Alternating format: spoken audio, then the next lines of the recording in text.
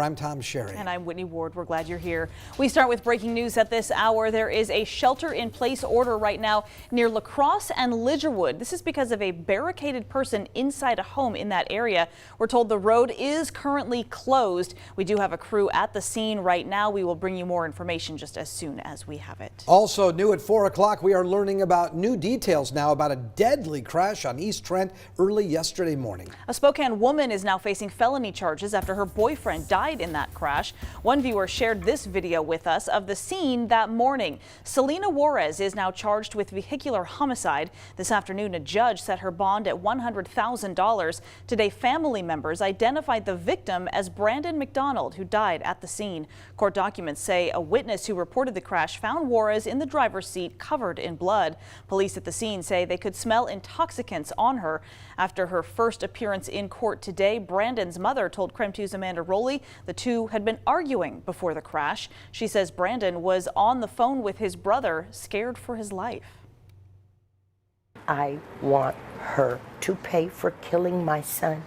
All he said was that she was trying to kill him with her driving, and then the phone went dead. Well, since 2015, Juarez has paid about $2,000 in traffic violation fines in Spokane County alone. Tonight, Brandon's family is holding a candlelight vigil at Minnehaha Park starting at 8 this evening. We are also tracking multiple wildfires this afternoon. So we start with a brush fire in North Spokane that caused over $100,000 in damage. Today, 2 homes, an apartment building, and Ferraro's restaurant are all damaged. This is after that fire that started yesterday near East Cleveland and North Ruby. So the damage ranges from minor to significant: exterior heat damage, severe smoke damage, roof damage, and structural damage as well to the inside of a home. Spokane Fire Department did respond to that fire. It was around 5 o'clock yesterday. Then crews were able to contain it within about 2 hours. It burned less than 3 acres. According to SPD, one firefighter, though, did suffer a minor injury and received medical treatment. The cause of this fire has not yet been determined, though it does remain an active investigation. And in North Idaho, a wildfire burning 7 miles north of Priest River has now grown to over 300 acres. It's being called the Little Pine Fire. According to Idaho Department of Lands, the fire is not threatening any homes or businesses, and there are no evacuations or road closures in place. They say the fire started around 3 Tuesday afternoon. According to the crews, the fire was driven by high winds, which caused spot fires, and then that led to that fire growth. Multiple crews are on scene to establish fire lines. So that fire is certainly a concern, as are the possibilities of others that may start. Right now, we're under that excessive heat watch with record-breaking heat likely starting, what, a couple of days from now? Most likely starting on Saturday and then continuing through the weekend, and most likely now into the beginning of next week. I mean, we may see the hottest temperatures we've ever seen. Let's go right now. As you see the folks cooling off at Lake Coeur d'Alene, what a great idea. We've got that excessive heat watch in effect. We're going to go, well, I think we're going to, okay, well, there we go. Okay, we'll do it this way. We'll do it this way, folks. This is what the June temperatures are looking like right now. You can see possible record temperatures. We're starting on Saturday with 101 degrees, and then we're going to go to 105 on Sunday. That would be a new record high. And then if we hit 109 degrees on Monday, not only is it a new record high for this date in history, but it will also be the hottest temperature ever recorded in the Spokane area. Spokane's previous hottest day was 108 degrees, and we may do it again on Tuesday as well. So as you can see, record heat on the way, dangerous heat on the way as well. 87 degrees, that's the current temperature right now. Normally we'd say that's pretty darn warm, but as I showed you before from some of those forecast high temperatures, that's not anything yet. Satellite and radar picture shows we've got some thunderstorm activity down in areas of northeastern Oregon. Of course, we always worry about wildfire activity down around the Blue Mountains. Also some thunderstorms over in areas of western Montana. We'll look for a warm evening tonight with an overnight low of about 61 and then 91 degrees, the expected high on your Thursday. And then, as we said before, as we head into the weekend, we're going to see temperatures probably get into record territory as they hit the century mark. Now let's go outside to meteorologist Thomas Patrick, who's live in the Outdoor Weather Center, explaining what is causing this dangerous heat wave. Thomas. Yeah, Tom, and we're going to take a look at this from a meteorological perspective, look at the big picture of what's happening in the atmosphere, because you might be thinking to yourself, we're forecasting record high temperatures 4, 5, 6 days in advance. Wouldn't that be a stretch? Not with the weather pattern that we have shaping up. This is a textbook example of what is happening in the jet stream here. In fact, it's a high pressure area that's pushing the jet stream hundreds of miles out of the way. So you would obviously think, okay, that's a very dry weather pattern, but essentially the heat underneath what's called a heat dome is pretty much expanding the entire atmosphere, creating a very dome-like effect. In fact, the atmosphere bubbles up, and it actually looks like a dome if you take a 3D slice of it. Because that warm air expands in the troposphere, the lowest levels of the atmosphere, it just keeps all the other weather patterns far away from our region. That high pressure area anchors the hottest of that air, which will be right on top of us starting this weekend.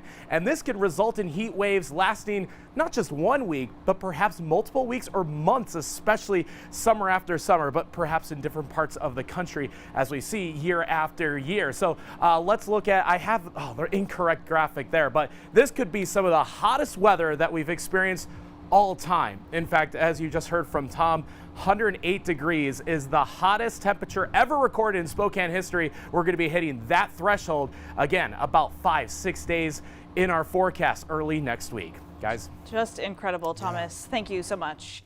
And with the extreme heat, if you are looking for ways to beat the heat, well, you're in luck because Spokane City pools are officially back open. Right now, it's just for lap swimming, swim lessons, and swim teams. But Open Swim will start on July 5th. Now, this year, you are going to need reservations before you hit the pool. So in order to make a reservation, you need to first get a free Splash Pass account. You have to register for one. By the way, if you did have one from 2019, then you're all good. No need to re-register. Now, each individual has to be registered so the city can monitor capacity in the pools. The pools are going to be open from 11 a.m. to 2:30 p.m. And in addition to all those pools, 9 of the city's splash pads are also back open. Spokane Parks and Rec is expecting all 19 locations to be open by the end of June for the public to start enjoying. And if you would like to make your pool reservation, you can text the word swim, not drink, swim, to 509-448-2000. But I don't know what that's going to be. As long as it's water. Send it to 509-448-2000. The keyword is swim, and we'll send you the link so that you've got all that information. Glad you cleared that up. Well, we told you it's getting dangerously hot out there. So there are some ways to actually keep cool during the heat wave, and one is to visit the Spokane River. You can kayak or raft on the river or relax and enjoy the scenery while floating in an inner tube. Now remember, the river can be dangerous, and it is the law that you must wear a life vest. Now, if you don't have the equipment to enjoy the river, there are a few places like Fun Unlimited who rent equipment out on the Spokane River. And 2, Silverwood Boulder Beach. The water park is open 7 days a week from 11 in the morning till 7 in the evening. That is a fabulous place to go. There you can float the lazy river, get carried away by wave pools, or brave the water rides. 3, you can visit any of our area lakes. We're talking about Liberty Lake, Lake Coeur d'Alene, all of the lakes around the inland Northwest. Those 2 in particular have area beaches that allow easy access to the water. Plus, they've got hiking trails nearby to explore before going in for a nice, cool, refreshing dip. Now, if you would like to know more about this week's heat wave and ways to keep cool or how to save on your energy bill, boy, that's a good idea. During this extreme heat, we've made it easy for you. Just text the word heat to 509-448-2000. We'll send you a link right to your phone. All good stuff. Our coverage continues tonight in the death of WSU freshman Sam Martinez, who died of alcohol poisoning at a fraternity party about 2 years ago. KREM 2 has exclusively obtained body camera footage from the police investigation, and that includes interviews with more than a dozen Alpha Tau Omega fraternity members. Many are now facing misdemeanor charges for giving alcohol to a minor.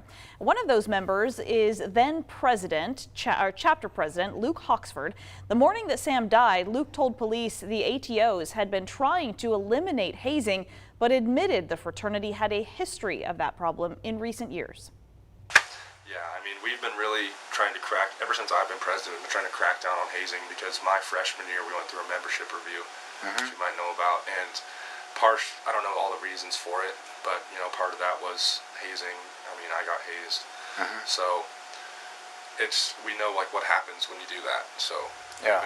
we've been really trying to crack down on that. Coming up tonight at 6, we'll hear more of those interviews with police, plus some of the roadblocks investigators consistently ran into as friends and witnesses were reluctant to hand over information.